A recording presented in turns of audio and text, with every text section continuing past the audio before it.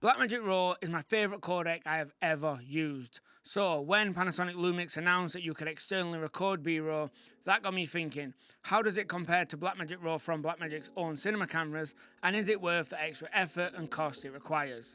Let's find out. Before I start my intro, let's dive straight into a test. So you see the little A that is up here somewhere? I'm going to be flicking between an A shot and a B shot. At the end of this intro, let's see if you guess which one should hopefully be better. Finally ordered and received the Blackmagic Video Assist 12G. For those of you that don't know, I also have the Panasonic S5ii. Now that is not the Panasonic S5iix. The route I went for was doing the paid upgrade from Lumix for the S5 Mark II. Now this is really awkward and stupid. You think it would be as simple as kind of going on and paying some kind of online card portal and they just give you a code that you put in your camera, but it's not. For those people who don't own the X like myself and are thinking about upgrading, I'll do a quick breakdown of what it takes to actually do the upgrade and how you do it, just in case you decide that you want to do it for yourself. So in this video, I'm going to run some side-by-side tests. I'll be doing B-RAW versus the internal codec inside this camera.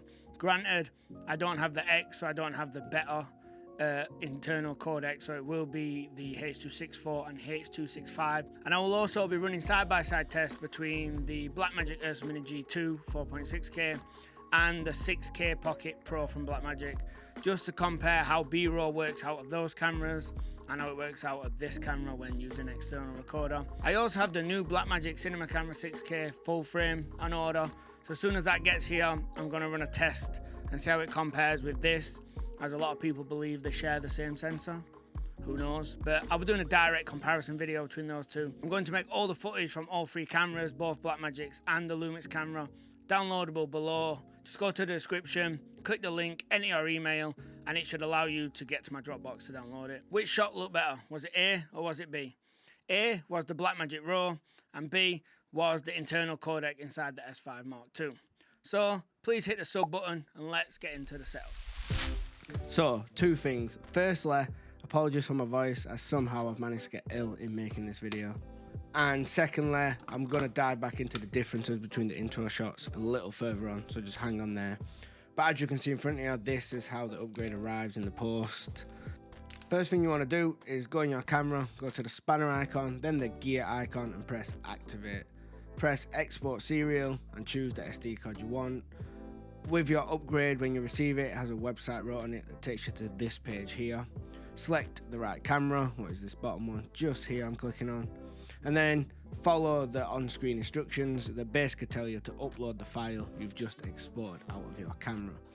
Basically tells you where it is on the SD card, but you will only have one file on your SD card. Just format it before you do this process. Press upload and enter your code that you received in the post. Again, press upload. Then it will give you a file that you need to save back out to your SD card. Then place your SD card back inside your camera.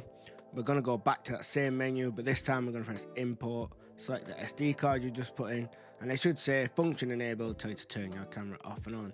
Then we're going to go to the camera, then the film reel icon, and it said HDMI raw data output, turn that on, and then it will tell you that you can't record internally. Press yes.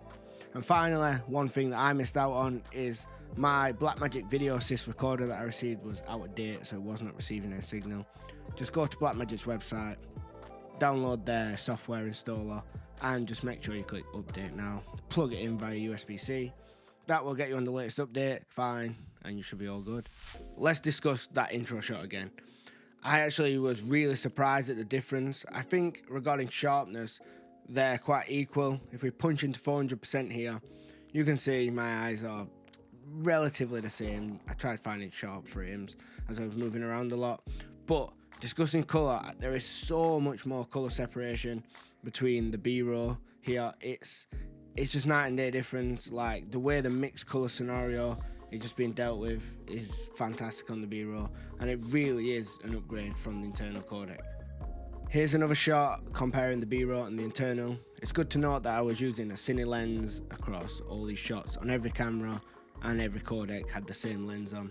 I slightly misfocused on the B-RAW one. I would probably say I prefer the internal shot here. The skin tones are just a little bit I'm alright. It's a little bit pink on the B-roll. But punching into this, the neon sign in the background, they both dealt with it in different ways. I'm not quite sure which one is better. Let me know what you guys think below. I purposely put the white balance wrong, so I set the white balance to 3200 Kelvin when it should have been 56 max to key light. So jumping into resolve, I can come to the raw tab on the B-roll shot. It does say it was 3210, don't know why that is. But typing in 5600, you can see it quickly fixed the shot, went back to normal. The shot now looks fine to say it was so far off. Here's where things get a bit different. Into the internal codec, obviously we don't have any of the raw settings. So just using Resolve's temperature slider, I try balance up the shots and try match it up to that raw one. And there's just night and day difference here. I mean, look at the neon sign in the background. It's just a total mess.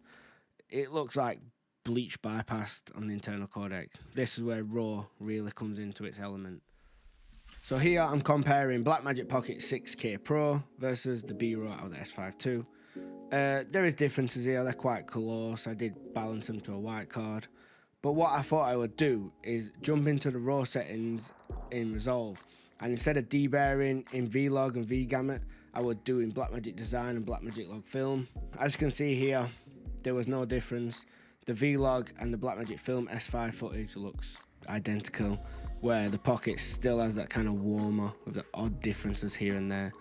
Not sure what happens here, it must just be done at a sensor level. Here I used the built-in metering mode on the Lumix to just do 0, +1 and +2 stops of light.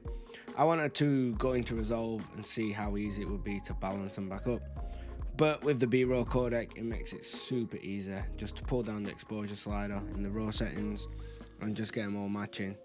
I would say here that the built-in metering was actually wrong, and I don't actually quite like this exposure, but that's another benefit of using the external recorder, is you get false colour in the Panasonic. This is something that is not built in, and the Blackmagic is one of the best around, so that's another advantage to consider when exposing. Here we have all three cameras shooting B-roll, the Pocket 6K Pro, the S5 II, and the Ursa 4.6K G2.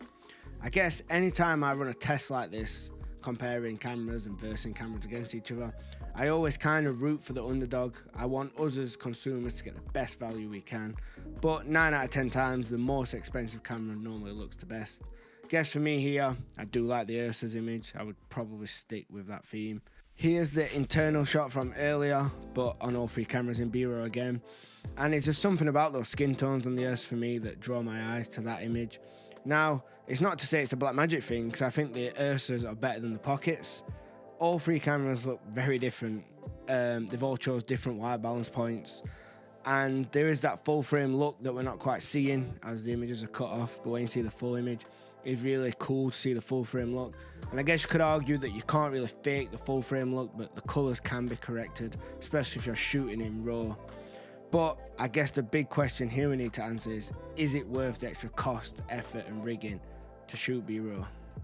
For those situations where you made that white balance mistake or need to recover that underexposed footage, I do think it is worth it. I think for structured shoots, if your only camera is the S5 II, it does make a lot of sense to invest in one of these monitors, as they are excellent monitors regardless of whether they record B-roll or your camera. The other way you can improve your S5 II and S5 iix is with this autofocus trick here.